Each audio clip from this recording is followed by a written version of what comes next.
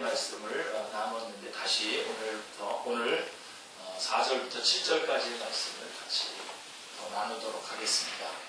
4절의 말씀에 보시면 창조의 믿음의 가장 기본인 창조의 믿음에 대해서 말씀을 하고 난 다음에 최초의 믿음의 선진인 아벨의 믿음이 나옵니다. 4절에 보시면 믿음으로 아벨은 가인보다 더 나은 제사를 하나님께 드림으로 의로운 자라 하시는 증거를 얻었으니 하나님이 그 예물에 대하여 증언하시니라. 그가 죽었으나 그 믿음으로써 지금도 말하느니라. 창세기 4장을 살펴보면 가인과 아벨이 하나님께 제사를 드리는 장면이 나옵니다. 이거는 오늘 오후 시간에 제가 또 다른 주제를 가지고 이 창세기 히브리서 4절에 있는 말씀, 11장 4절에 있는 말씀 따로 한 번 더 다루도록 하겠습니다.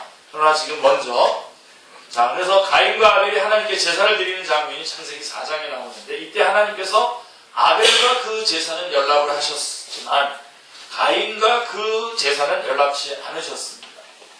자, 왜 그렇게 하셨습니까?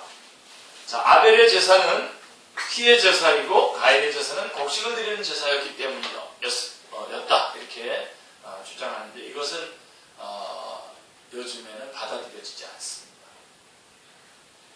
왜 그러냐 하면 레위기에서 곡식으로 드리는 소제도 있는 것을 보면 이것은 제물 자체에 문제가 있는 것은 아니니 분명합니다. 자, 히브리서 기자는 아벨이 믿음으로 드렸기 때문이라고 간단 명료하게 말하고 있습니다. 그럼 어째서 아벨의 제사는 받아들여졌고 가인의 제사는 받아들여지지 않았냐? 아벨의 제사가 믿음의 제사였기 때문이라고 아주 간단하고도 아주 분명하고 명료하게 말씀해주고 있습니다. 이렇게 분명하고 명료한 그런 말씀들을 토론 주제를 끄집어내가지고 애매한 말씀으로 만들어 놓고 자기들의 주장을 집어넣어가지고 새로운 결론을 내는 그런 어리석은 자리에 들어가지 않길 바랍니다. 분명하게 믿음으로 드렸기 때문에 또 가인은 믿음으로 드리지 않는 것이죠. 제사는 아담의 범죄 이후에 하나님과 바른 관계성을 회복할 수 있도록 하나님께서 마련하신 제도입니다. 제사는 그렇기 때문에 십자가를 의미하는 것이고 이것은 예수 그리스도를 의미하는 것입니다. 죄를 범한 인간이 하나님과 바른 관계성을 맺기 위해서는 진정으로 죄를 고백하고 회개하는 심정, 그런 진정으로 죄를 고백하고 회개하는 심정과 하나님을 경외하는 마음으로 심령이 가난하고 겸비한 자세와 그리고 하나님께서 베푸신 은혜를 생각하고 기억하고 감사하는 마음으로 나아가야 합니다. 아멘. 아멘이 됩니까 지금 여러분? 이 세 가지? 진정으로 죄를 고백하고 회개하는 심정 가지고 오늘 나오셨습니까? 그 다음에 하나님을 경외하는 마음으로 심령이 가난하고 겸비한 자세. 정말 나는 죄인인데 나 같은 사람을 주님께서 받아주실까 하는 그런 겸손한 마음. 그리고 하나님께서 베푸신 은혜를 생각하면서 감사함으로 하나님께서 이런 걸 베풀어주지 않은 그런 감사한 마음으로 나아가야 하나님께서 받으시는 제사는 상하고 통회하는 심령이라고 시편 51편 17절을 말씀하고 있습니다. 하나님께서 구하시는 제사는 상한 심령이라 하나님이여 상하고 통회하는 심령을 주께서 멸시하지 아니하시리라. 아시죠? 여러분 시편 51편이 무슨 시편인지. 다윗이 밧세바를 범한 후에 나단 선지자가 죄를 지적하고 났을 때에 그가 하나님 앞에 회개하면서 지은 시입니다. 항상 그런 마음으로 여러분 주님 앞에 나오셔야 됩니다. 다시 한번 분명히 말씀드리지만 여러분 이 교회에 나와주시는 분 혹시 우리 가운데 계십니까? 절대로 그러시면 안 됩니다. 여러분은 정말 주님 앞에서 이 예배의 자리에 설 수 없는 자리인데 주님께서 불러주셔서 그야말로 정말 간신히 건짐을 받아서 너무나 긴박한 상황 가운데 있었던 내가 이 자리에 오게 됩니다.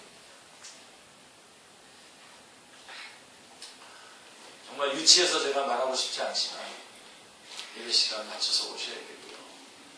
오셔서도 준비한 자세로 헌금도 준비하시고 준비해가지고 모든 것들 다 준비한 자세로 그 다음에 정신 바짝 차리고 성령님 앞에 하나님 앞에 서 있는데 여러분 부모님 앞에 서 있을 때도 그렇게 안 서 있을 건데 정신 바짝 차리고 하나님 앞에 집중하고 이렇게 해야 되지 않겠습니까?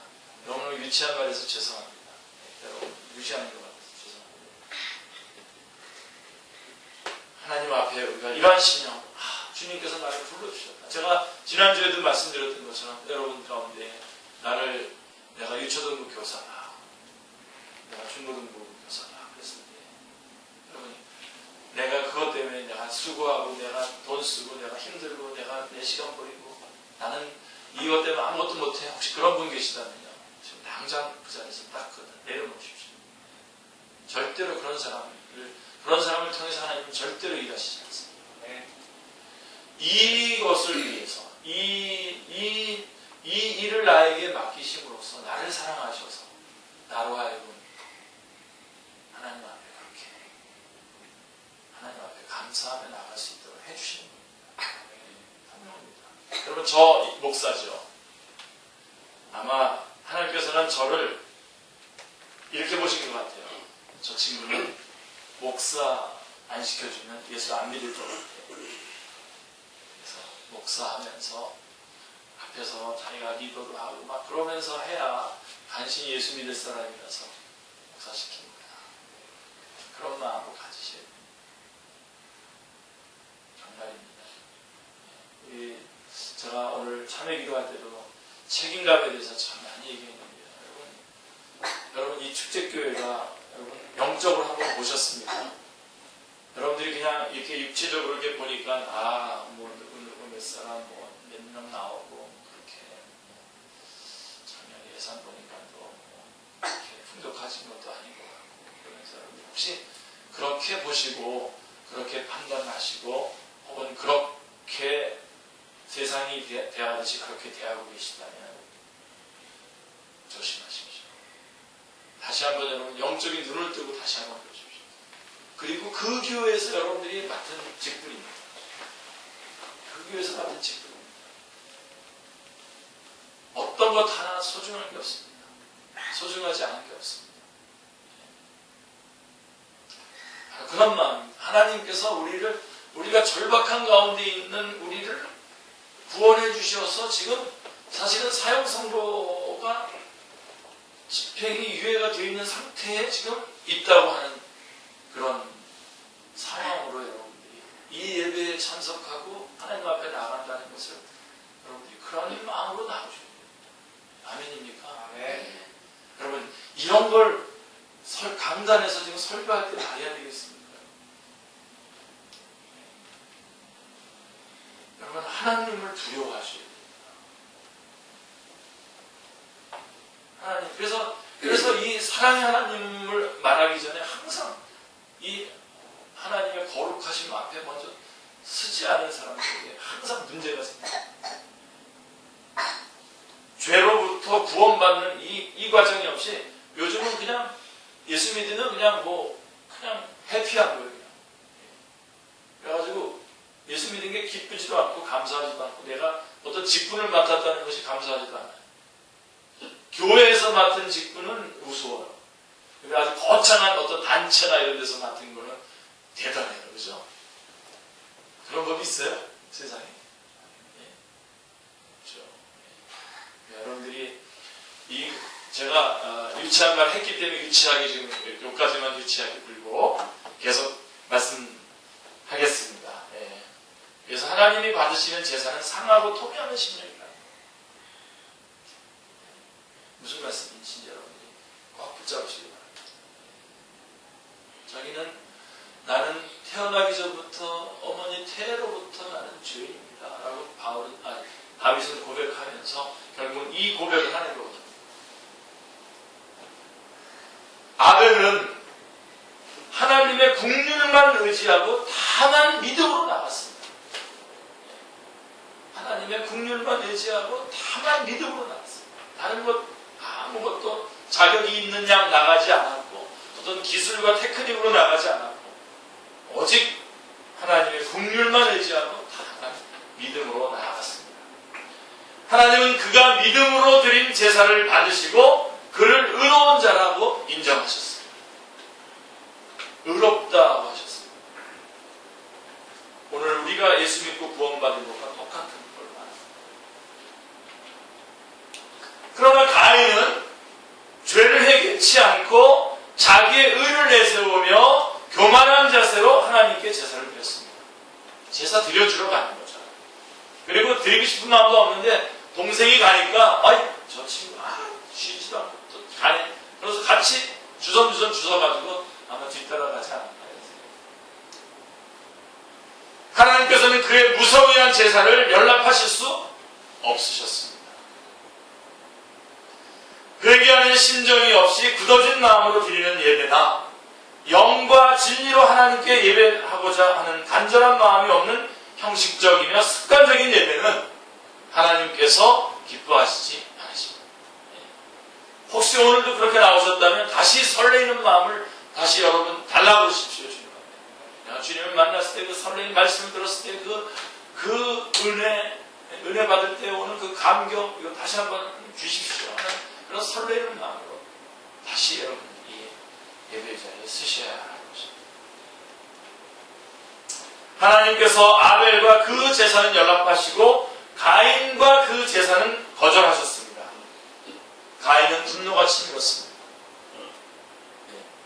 가인이 분노가 치민 걸 보면 문제가 가인에게 있었던 것이 분명합니다. 그는 시기심의 노예가 되어서 이성을 잃고 하나님의 경고하심이 있었음에도 불구하고 아벨을 돌로 쳐서 죽입니다.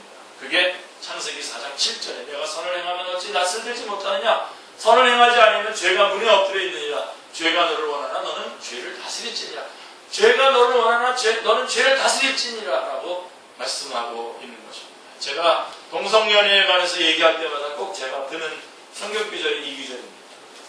창세기 4장 7절 나한테 내가 여자인데 내가 남자인데 여자의 성향이 자꾸만 나온다 하는 유혹이 있을 때 그것을 거절하셔야죠. 이간해서 남자로 돌아가셔야지. 땡기는 대로 살면 되겠습니까? 내 안에서 땡긴다고 그쪽으로 가면 되겠습니까? 여러분들 땡기는 대로 한번 살아보세요. 이 세상이 어떻게 되겠습니까? 주님께서 말씀해 주셨어요. 너 안에 그런 마음이 있지만 너는 죄를 다스릴지니라 라고 말해 주었음에도 불구하고 가인은 최초의 살인자가 되었습니다. 최초의 살인자가 됐고 아벨은 최초의 순교자가 되었습니다. 최초의 살인이 최초의 순교를 만들었습니다. 아벨은 믿음으로 살았지만 그 최후는 비참했습니다. 그러나 비록 그의 육신은 죽었지만 그의 믿음은 죽지 않았습니다. 그의 믿음은 살아서 오늘날 우리에게 여전히 말씀해주고 있습니다. 이는 믿음으로 나오는 자만을 하나님께서 받으시고 의롭다 인정해 주신다는 사실을 나타내고 있습니다. 자, 우리는 아벨을 통해서요, 꼭 붙잡고, 지난주에도 제가 강조했습니다만 다시 강조합니다. 우리는 아벨을 통해서 믿음으로 살지만 그 결과는 세상이 볼 때에 그 결과는 좋지 않을 수도 있다는 사실을 우리는 기억하셔야 됩니다. 배우셔야 됩니다. 분명하게 확인하셔야 됩니다. 사람들은 믿음으로 살면 복받고 모든 것이 잘 되고 해피엔딩으로 끝나야 된다라고 생각합니다. 믿음으로 살았는데도 결과가 좋지 않을 때에 하나님을 원망하고 신앙생활에 회의하기 쉽습니다. 그러나 결과가 중요한 것이 아니라 하나님께 인정을 받는지의 여부가 중요한 것입니다. 그렇기 때문에 우리가 공동체 안에서 조심해야 됩니다. 제가 지난주에도 굉장히 강조했습니다만 다시 한번 강조합니다. 공동체 안에서도 여러분 조심해야 됩니다. 결과가 좋지 않게 끝난 것처럼 보이는 사람들의 믿음을 의심해서는 안 됩니다. 정말 제가 백보 천보 양보해가지고 혹 그런 마음이 여러분 안에 들더라도 절대로 입을 열어서 말하지 마십시오. 틀렸습니다.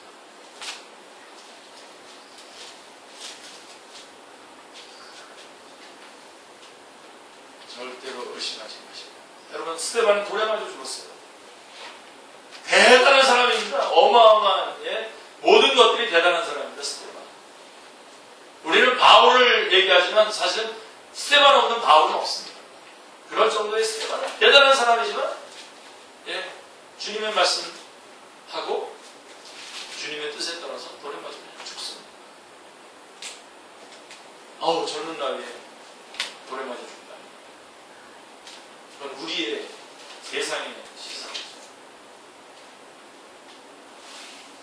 우리 주님께서 버스톨 단번에 제사를 드리고 보좌에 앉으셨는데요. 이 스데반 때문에 보좌에서 벌떡 일어났다고요. 그게 사도행전 7장이에요. 사도 바울은 예수님을 믿고 난 다음부터 엄청난 고생을 하다가 나중에는 목배임을 당해서 죽었습니다. 제가 그 목배임 당한 그 장소 다 가봤습니다.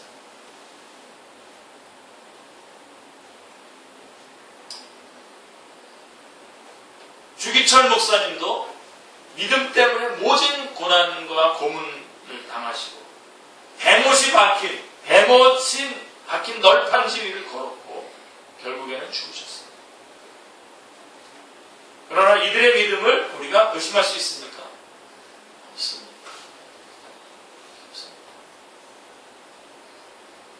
여러분, 절대로 이 부분에 있어서 여러분들 신앙을 바른 자세를 가지셔야 됩니다. 여러분도 그런 바른 마음을 가지고 여러분들이 뭔가 이 땅에서 세상에서 진행되는 것들이 잘 진행되지 않는 것 때문에 열등감을 갖고 외로워하고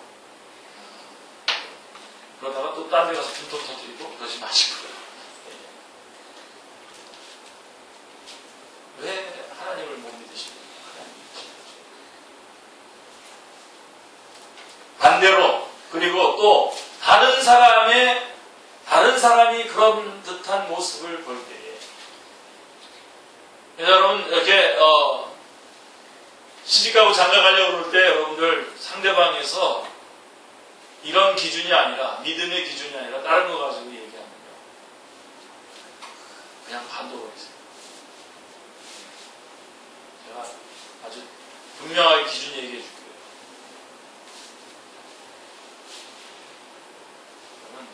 지금 있는 여러분의 모습이 언제까지 똑같을 것 같습니까?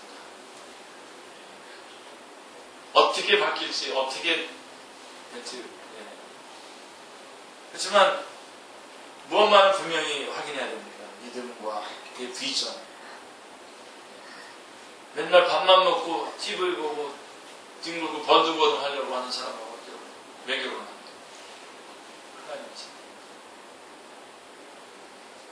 여러분 이런 기준 아주 분명하게 제가 지난주에 많이 말씀드렸으니까요. 한 번 더 좀 여러분들이 동영상을 한 번 더 봅시다. 동영상도 보니까 안 보시더라고요. 제가 보니까 안 보시고 퍼나르지도 않고 저 혼자서 좀 열심히 하고 있는데 하여간 여러분 사랑합니다. 사랑합니다. 사랑하는데 좀 부탁 좀 합시다. 하여간 너 그렇게 퍼나르라고 부탁하는 게 아니라 보라고요. 좀.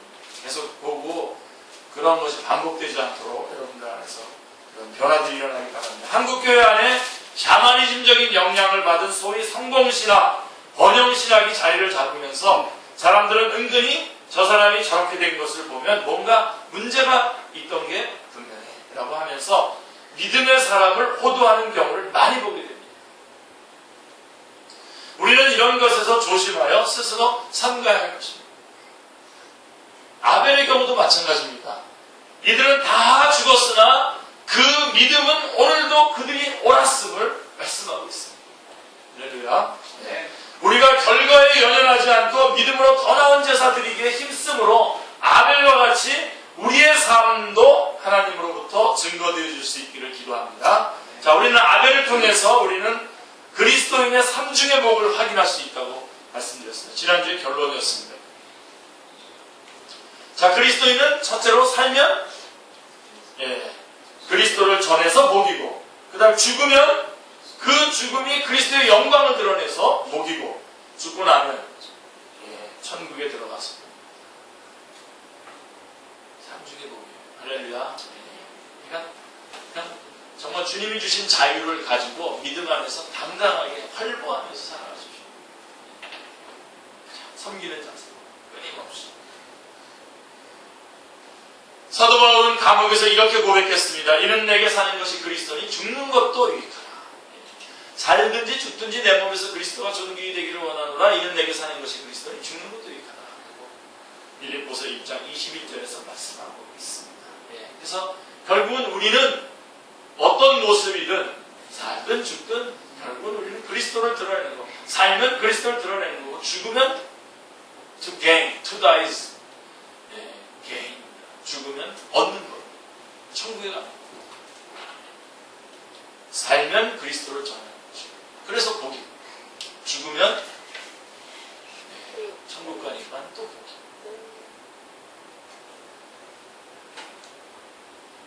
자, 그래서 이게 아벨의 믿음입니다. 정말 예배에 관한 여러분들의 정말 이것 말고 무슨 어떤 예배학을 예배학 해가지고 여러분 몇 시간, 10시간 정도 강의해야 예배를 제대로 돌아오겠어요. 이 아벨의 모습, 아벨과 가인의 제사 드리는 이 모습 속에서 예배의 믿음, 하나님께 나아가는 자가 어떤 믿음을 가지고 나아가는지 믿음을 볼 수가 있습니다. 그 다음에 제시하고 있는 게 히브리서 11장 믿음장에서 제시하고 있는 믿음이 에녹의 믿음입니다. 5절, 6절인데요. 에녹의 믿음은 하나님을 기쁘시게 한 믿음입니다. 이게 오늘 원래 제목입니다. 하나님을 기쁘시게 하는 믿음. 5절을 보면 에녹은 믿음으로 죽음을 보지 않고 옮기었습니다. 5절에 보십시오. 믿음으로 에녹은 죽음을 보지 않고 옮겨졌으니 하나님이 그를 옮기심으로 다시 보이지 아니하였느니라 라고 말씀하고 있습니다. 여러분 에녹의 아들 이름이 뭔지 아세요? 에녹의 아들 이름이 무드셀라. 그 이름의 뜻이 뭐냐면 그가 죽을 때에 심판이 온다 라고 하는 뜻입니다. 무드셀라라고 하는 그 말 뜻이 그가 죽으면 심판이 온다. When he goes, judgment will come. 무드셀라는 969살을 살았는데요. 최고로 오래 살았죠. 사람으로서 최고로 오래 살았는데 과연 그가 죽은 후에 그의 손자인 노아 때에 홍수 심판이 오게 되었습니다. 에녹은 그가 65세 때 5세가 되기까지, 즉 무드셀라를 낳기 이전까지, 무드셀라를 그때 낳았는데 무드셀라를 낳기 이전까지는 평범한 인생을 살았습니다. 그러나 무드셀라를 낳은 후 삶의 깊은 회의를 느끼고 신앙생활을 시작하게 되었습니다. 그때부터 그는 300년 동안 하나님과 동행하게 되었습니다. 그래서 365세에 주님과 함께 동행해서 죽음 이편과 저편 구분 없이 천국으로 옮겼습니다. 에녹의 삶은 한마디로 하나님과 동행하는 삶이었습니다. 에녹이 살던 시대는 노아 홍수 이전의 시대로 불경건하고 부패가 만연하며 강포가 횡행하던 시대였습니다. 창세기는 에녹이 이런 시대에 하나님과 동행했다고 증언해주고 있습니다. 모든 것이 다 좋고 다 우호적일 때 이렇게 살아가는 것보다 그게 아니라 모든 것들이 다 아주 주님과 동행하기에는 너무나 다 불리한 모든 상황이 겹쳐 있는 가운데에 주님과 동행했다는 것입니다. 아마 여러분들이 지금 직장에서 근무하면서 주님과 동행한다면 아마 이와 똑같은 것이 되지 않을까요? 이는 모든 불편함, 그가 겪는 그 모든 불편함들과 관계없이 그런 것들을 주님과 동행하는 것으로서 얼마든지 이겨내면서 살아가는 거죠. 시시하게 각 직장 생활하면서 맨날 직장인 때문에 예수님도 못 믿겠다고 피곤도 하고 저것도 하고 그러려면 그럼 직장 안 다니고선 그냥 아무것도 안 하는 채로 그냥 예수님만 믿으면 잘 믿을 수 있습니까? 그런 사람이? 아니죠.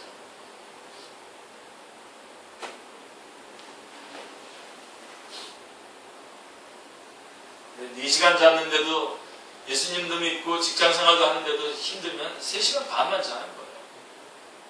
아멘. 아무도 안 하죠. 제가 이렇게 말했으니까 저는 그런 경험을 한 적이 있었기 때문에 안 죽더라고요. 안 죽어요. 해보세요. 여러분 마음이 딴 데가 있어서 그렇지. 주님을 사랑한다면, 주님이 나를 위해서 행하신 일을 본다면 그분이 나에게 행하신 것을 생각한다면, 에녹은 그랬어요. 그러니까 에녹은 아주 불경건하고 부패가 만연하고 강포가 횡행하던 시대에 하나님과 동행한 사람입니다. 유다서 보면 1장 14절 15절에 보면은 에녹이 거스리고 강팍한 시대에 경건한 생활을 하며 의를 전파하는 생활을 했다고 말씀해요. 의를 전파했다는 겁니다. 복음을 전하면서 살았다는 겁니다. 그 과정에서. 네, 무슨 직업을 가졌다는 게 여기 없어요. 하나님과 동행하는 생활은 결코 쉬운 것이 아닙니다. 날마다 자기를 부인하고 자기 십자가를 지는 생활을 해야 합니다. 에녹은 하나님과 동행하기 위해서 많은 고난을 받아야 했습니다. 그는 세상에 살지만 세상의 법대로 살지 않고 하나님의 법도대로 살았습니다. 이 때문에 그는 부모와 친척과 친구들과 세상 사람들로부터 많은 핍박을 받았습니다. 그러나 그는 결코 세상과 타협하지 않았습니다. 세상과 타협하지 않았고 하나님의 말씀을 쫓아 믿음으로 살았습니다. 이로써 그는 하나님을 기쁘시게 하는 자다라고 하는 증거를 받았던 것입니다.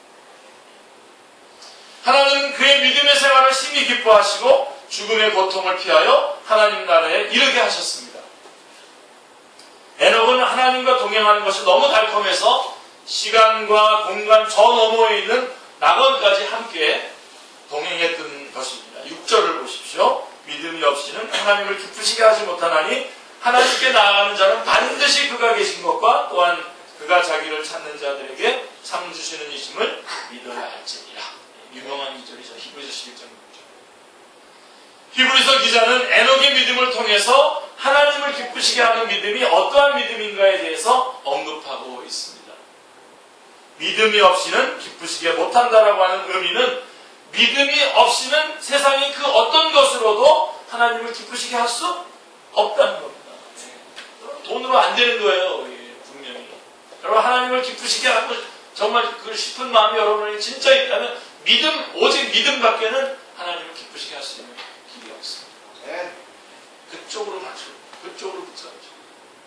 방향을 놓치시면 안 됩니다. 어떤 분 저한테 전 좀 이거 한번 벌면 한 번 해서 교회도 지어드리겠다고 그렇게 합니다. 전혀 접수 안 했습니다. 그런 사람 접수 안 합니다. 그거가 아니에요. 그걸 하나님 기쁘시게 하는 애들에게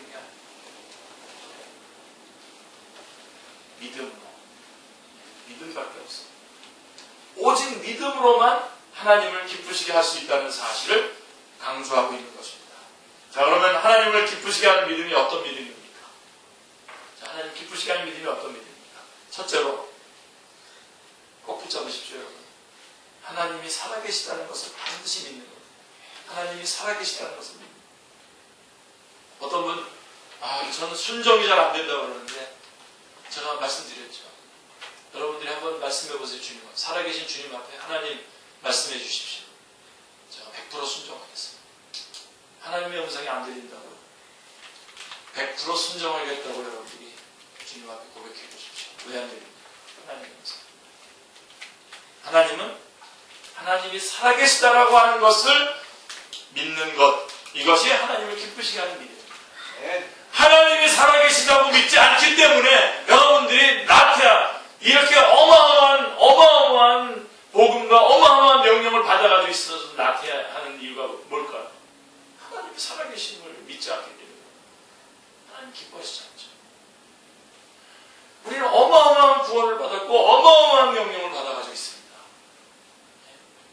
어떻게 잘 거 다 자고 자기 놀고 다 놀고 자기 죽이고 다 죽이고 자기 하고 싶은 거 다 하고 어떻게 그렇게 할 수 있습니까? 물질 자기 쓰고 싶은 대로 다 써보고 어떻게 그렇게 할 수 있어요?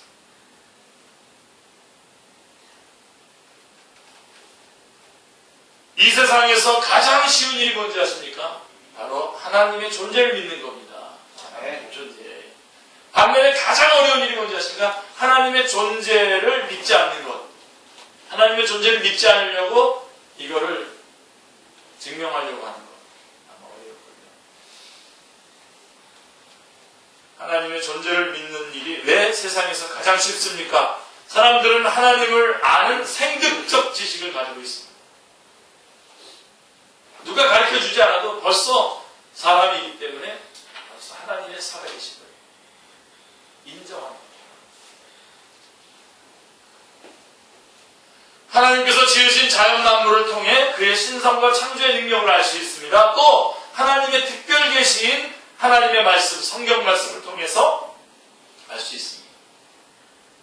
하나님의 존재를 믿지 않는 일이 왜 세상에서 가장 어렵습니까? 하나님의 존재를 부인하는 무신론자는 인본주의에 근거한 불신앙의 교육을 철저히 받아서 훈련되어야만 비로소 무신론자가 될 수 있습니다.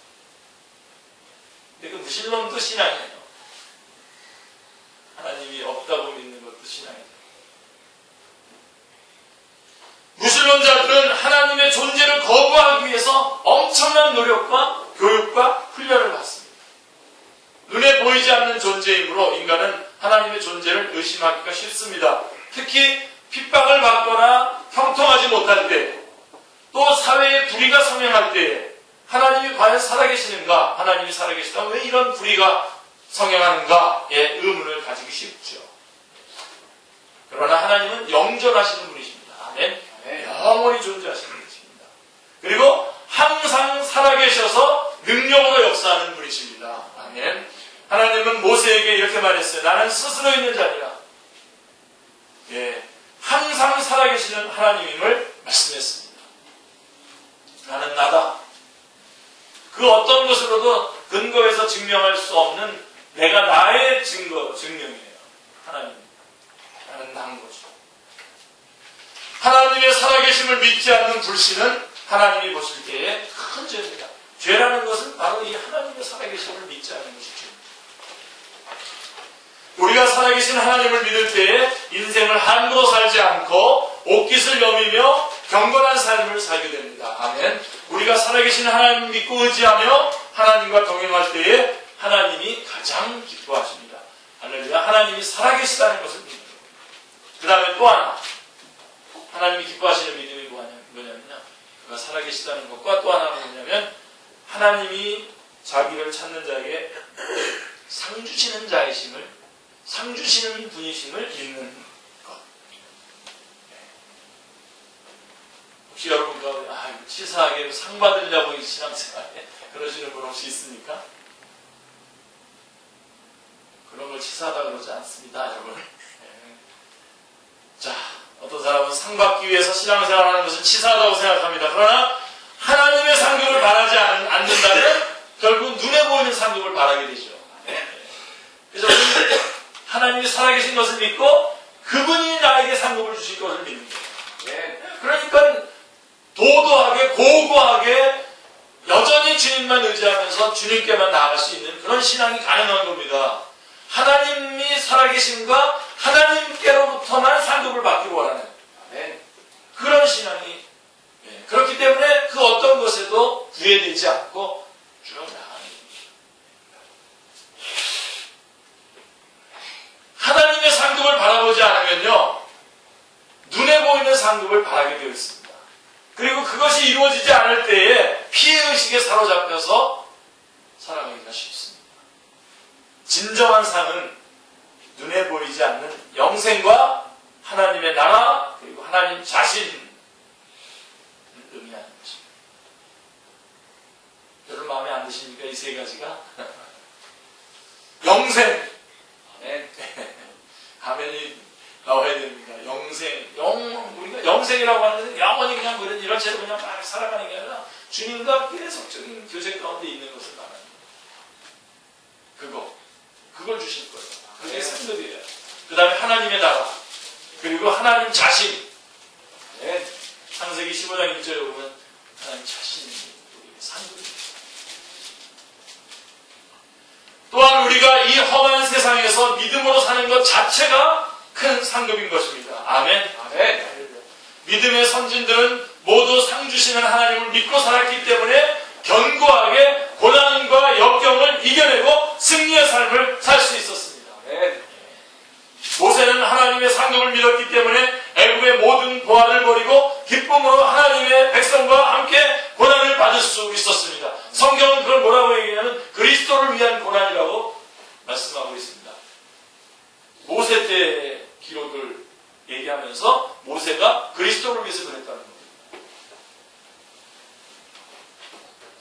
하나님은 자기를 찾고 믿음으로 사는 자를 결코 외면치 않으시고 우리가 상상할 수 없을 만큼 엄청난 상으로 채워주시는 분이십니다. 아멘. 우리가 상 주시는 하나님을 믿고 믿음으로 살 때에 눈에 보이는 결과에 얽매이지 않고 확신을 가지고 기쁨으로 십자가를 지는 신앙생활을 할 수 있습니다. 아멘. 우리 마지막으로 노아 7절에 보십시오. 노아는 믿음으로 심판을 면하고 구원을 받았습니다. 7절 말씀 보시면 믿음으로 노아는 아직 보이지 않는 일에 경고하심을 받아 경외함으로 방주를 준비하여 그 집을 구원하였으니 이로 말미암아 세상을 정죄하고 믿음을 따르는 의의 상속자가 되었느니라 말씀하고 있습니다. 하나님은 노아 시대에 사람의 죄악이 세상의 관영함과 그 마음의 생각의 모든 계획이 항상 악할 뿐임을 보시고 땅 위에 사람 지으셨음을 한탄하시고 홍수로 세상을 심판하실 것을 경고하셨습니다. 이때 경고를 받아들이고 방주를 짓는다는 것은 믿음이 없이는 불가능한 것입니다. 그러나 그는 보이지 않는 일에 경고하심을 받았을 때에 경외함으로 두렵고 떨림으로 120년 동안 방주를 예비하였습니다. 당시에 그런 그 전에 비가 왔다고 하는 그런 그 근거도 없는 그런 때에 그리고 120년 동안 방주를 지었어요. 모든 사람들이 심판을 비웃고 노아를 비웃을 때에 이 방주를 짓는 것은 사실 인간적으로 불가능한 일입니다. 다 비웃고 사람들은 다수를 따르는 경향이 있습니다. 왠지 사람이 몰리는 쪽에 신뢰가 갑니다. 혼자 있으면 자의식이 들고 자신이 지은 죄도 없는데 자신이 뭔가 잘못되지 않았는가 하고 회의를 품게 됩니다. 온 세상이 물에 뒤엎는 홍수 심판이 온다는 것은 상식적으로 믿을 수 없는 일입니다. 그래서 노아도 한 명의 사람인지라 이 경고의 말씀을 받아들이지 않을 수 있었습니다.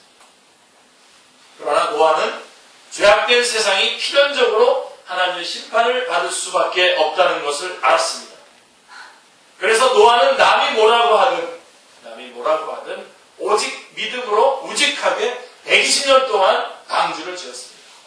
온 세상 사람들은 방주를 짓는 노아를 미친 놈, 어리석은 놈, 갖은 조롱과 멸시를 퍼부었습니다. 그러나 그는 조금도 흔들리지 않고 열심히 대패질을 하며 끝까지 믿음으로 방주를 지었습니다. 노아의 믿음은 끝까지 믿는 믿음이었습니다. 끝까지 견고한 믿음이었습니다. 그러나 때가 되자 하나님은 경고하신 대로 세상을 심판하셨습니다. 홍수 심판 이전에는 노아가 세상에서 가장 모자라는 어리석은 사람으로 보였지만 홍수 심판 이후에는 노아가 세상에서 가장 생각이 깊은 지혜로운 사람임이 증명되었습니다. 자, 여러분들 여기서 이제 힌트를 얻으셔야 돼요. 노아의 믿음이 뭘 말해주려고 하는 것인지. 노아는 홍수 심판으로 인해 자기 집을 구원하고 온 세상의 불신앙을 정죄하고 믿음을 쫓는 의의 후사가 되었다고 말씀하고 있습니다. 네. 그의 삶은 세상이 잘못되었음을 보여주는 것이었고 그의 믿음은 심판을 면하고 구원을 얻는 복된 신앙이었습니다. 믿음이었습니다. 아멘. 우리가 사는 이 세상 심판하고자 하시면은 조금도 변함이 없으십니다. 우리는 지금 장차 망할 장망성에 살고 있습니다. 맞습니까? 아멘. 정말 무시무시한 세상에 살고 있습니다. 여러분들이 정말 믿음으로 살려고 한다면 무시무시한 세상이라는 것을 느낄 수 있어요. 그냥 믿음으로 살지 않고 뭐 같이 살면 어떤 분이 그러시더라고요. 아니 목사님 맨날 뭐 사탄하고 싸우고 뭐 그런 얘기 하시는데 나는 살면서 사탄과 거의 만나지 못한다고. 그렇죠. 사탄과 같은 방향으로 가는데 만날 리가 없죠. 만났어. 똑같이 세상과 똑같이 생각하고 똑같은 방법으로 똑같이 살아가는데 만날 이유가 없죠. 오히려 세상에 환영을 하죠. 그러나 여러분들이 정말 믿음으로 살려고 한다면 지금 이 세상은 지금 장망상. 거기서 살아가고 있는 거예요, 지금. 베드로서에는 우리가 사는 세상이 뜨거운 불심판을 받을 것을 경고하고 있습니다. 사람들은 심판에 대해 이야기하면 기독교는 치사하게 겁주면서 믿으라고 한다라고 겁주지 말라고 말합니다. 사람들은 사랑의 하나님이 설마 심판하시겠는가라고 하며 자기 나름대로 생각을 합니다. 그리고 세상에 그런 심판이 어떻게 있을 수 있느냐며 심판 자체를 부인합니다. 그러나 하나님은 때가 되면 반드시 이 세상을 심판하실 것입니다. 아멘. 우리가 하나님의 이 무서운 심판을 면하고 구원에 이르기 위해서 노아와 같이 하나님의 경고하심을 경외함으로 받고 타협 없이 변함없는 믿음의 생활을 해야 합니다. 하나님을 기쁘시게 하는 믿음은 실제 생활에서 믿음의 증거를 얻는 것입니다. 우리가 여러 가지 면에서 부족한 것이 많지만 실제 생활에서 믿음으로 삶으로 증거를 얻고 하나님께 인정받는 믿음의 사람으로 성장할 수 있기를 기도합니다. 하나님이 살아계신 것과 그가 상 주시는 분이심을 믿고 흔들림 없이 그분의 말씀을 의지하는 그와 주되시기를 받으십니다. 아멘. 예.